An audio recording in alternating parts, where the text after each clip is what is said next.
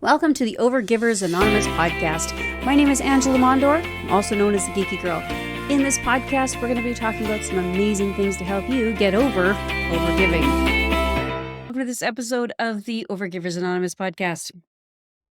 Today, I want to talk to you about how automation can actually enhance your strategic planning process.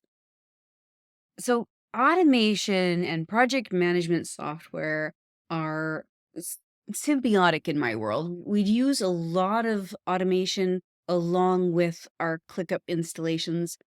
The software of choice that we use ClickUp and Make.com are the two pieces of software that we like to use the most. Now, some of our clients like to use that other software, and we totally can use that software too, but our two favorites are ClickUp and Make.com. Now, in terms of how your automations can enhance your strategic planning process, when you're looking at data in general, especially if you're looking at year over year or data that is a lot, like if you have a lot of data, part of what you want to do is you want to be able to analyze that data as much as possible. Now, sometimes you can do that with reports. Sometimes you can build those directly into, let's say, ClickUp or any other project management software tool that you're using, and you can sort of mine the data that you're looking for. However, sometimes you want to be able to take the data that has been mined and then manipulate it in a different way. There is always a multitude of ways to see data. One of the things that I love most about data is that it gives you the opportunity to see the information and then to be able to then further dissect it to understand it. I am a stats person. One of the things I love most about watching hockey is the fact that there's a bunch of stats associated with it. Drives my husband nuts because when I'm doing a hockey pool and he's doing the hockey pool, I totally work just on stats and he's working based on players. So it's a totally different way to see the world. It's not right or wrong, but it's just an interesting way. So when you're looking at the stats of your own business, you can use automation to help you to sort of disseminate that information. You can use Make.com to be able to pull the data to say, oh, we're going to filter out this information and put it over here. You totally can do that with Excel files as well. Sometimes making the transition from the software of your project management system into a spreadsheet can be a really great piece in between to be able to disseminate the information for you. So it can make it much more efficient. So if you're looking at doing the same things every time, then an automation is helpful. One of my key things I say to everybody who talks to me about automations is that if there's a decision that needs to be made by a human, the automation is probably not the way to go. However, if it's the same thing that has to happen every time and there's no decision process, why waste the human brain on something like that? So instead, we can use automations to pull the data to make those choices that we are going to ask it to make every single time. Does X equal Y? Then do A, right? This can actually make your process much more efficient when you're trying to get the data pulled together. So the routine tasks that are running through your system can be disseminated through this automation process. It will free up valuable time to do other things because think about the amount of time it takes you. We probably don't, if you love spreadsheets, like I love spreadsheets, the time doesn't matter. It seems to just flow into the world and you can spend tons of time playing with the data. But it does take away from other things that we need to be doing inside our business. If you don't like spreadsheets, then you might be happy to know that something else can do it for you. However, if you do love spreadsheets, think about the time it takes you to say, dump the data is one thing, you're just a CSV file to dump, but then it's like you got to choose the filters and then you have to choose these things and then you're writing equations and there's all kinds of other things that go on. A lot of that can be done automatically using an implementation tool like Make.com to be able to do those things for you before dumping it to the spreadsheet. Now, this will free up your time so that you can actually focus on the critical thinking, the analysis of the actual data that you want to see, and give you a much more give you more energy, I think, towards the strategy piece. Because if you're spending all your time disseminating the data, my brain specifically, if I've disseminated the data already, I don't want to see it again because I've done it once. And so if you're looking at that data and then you're having to transcribe or to think about other ways to put it together, maybe it gets a little confounded into how it does. So yes, there's time in setting this up, but year over year, you're going to thank yourself for the time that you save. You'll be much more efficient. The data will come to you. It's fresh eyes. And then you can actually take that and use that in your strategy development moving forward for the next quarter, the next year, the next month, whatever it is in the, whatever interval that it is you're using this for. It allows you to have very clear data-driven decision making. When you're looking at collecting the data, sometimes when you're collecting a bunch of data, if you're not really versed in Excel, or if it gets confusing for you as to where the data's come from and how it's all putting together, if you've got a great report, or if you have a system that's already put the information together for you, it becomes much easier for you to analyze that large set of data. Because now you don't have to go through each line and think, oh, how many times did I see this line? You actually be able to have these reports created for you automatically. And then, of course, the accuracy in your historical information increases. So this allows you to have more informed decision making when you're building those strategy pieces.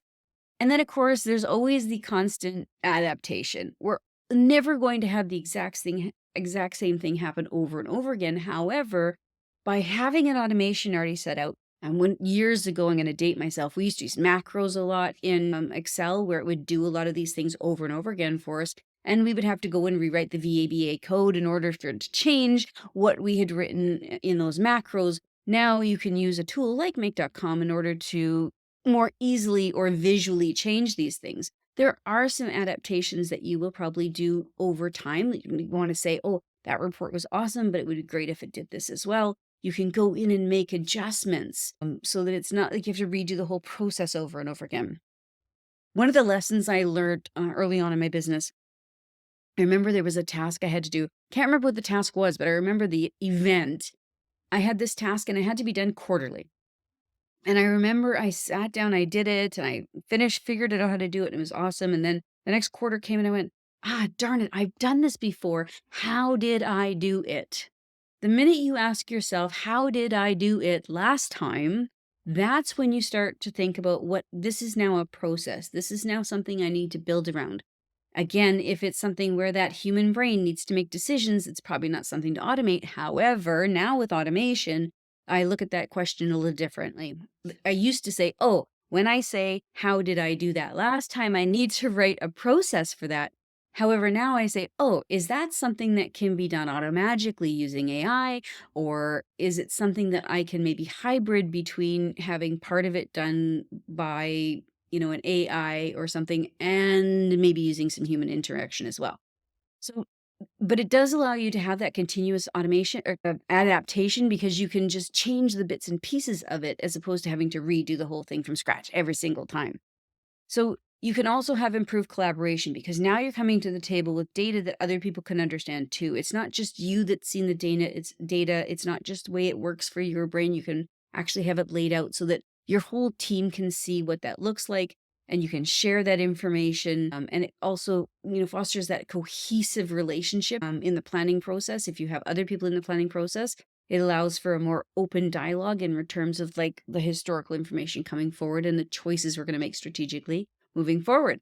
And of course, when you're looking at strategic planning moving forward, it's important to identify what happened in the past. It can help you identify maybe potential risks moving forward in your business, thinking about what is it that happened here and how can we either mitigate those, or how can we change things so that that doesn't happen again. Obviously, the other piece to that is what worked really well and how do I move that into my strategic planning for next year as well.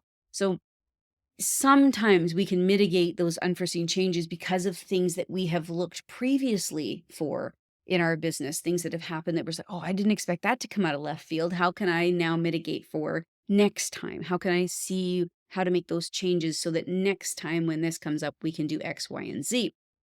Having the data matters. Being able to easily look at the data and understand it matters. Data is only as good as the information we can actually extract out of it. It doesn't matter what kind of data this is. It could be podcast data that you're getting from a platform that tells you how many listeners you have and where they listen to from. Maybe I mean, podcasting is a fun place, I'll tell you, because you're hosting in multiple different places so that everybody's got all these stats for you. And how do you combine them all together? I mean, it's an entire cluster, let me tell you. So when you're thinking about how automation can enhance your strategic plan, what I want you to think about is, can I use AI in order to enhance this experience for me? How can I use this so that the data that's coming through makes sense? And especially if you're bringing data in from multiple data point spaces and you're having to combine that information, you don't need the human brain to do that. As long as you have those things that cross-reference each other, you can cross-reference those things inside a platform like Make.com and rebuild the spreadsheet for you. It saves you a lot of time, but it also gives you a fantastic way to see the data without having to put in those hours to collate all that information yourself. So it's a great use of automation to be able to help you to use that information then to build an amazing strategic plan for your business. I hope you enjoyed this. If you have any questions, please don't hesitate to let me know. Leave me a comment. Send us an email at clientcare@geekygirl.ca. Be happy to hear how automation is working for you or how you wish automation would work for you in your business. Have a great day. Thank you so much for listening to the Overgivers Anonymous podcast. Your support means the world to me. You can find show notes for this episode and other goodies at overgiversanonymous.ca. And if you enjoyed this episode or you enjoyed the podcast in general, why not join us in the Overgivers Anonymous Facebook group, where you can connect with overgivers from all over the world. Head on over to geekygirl.ca/group.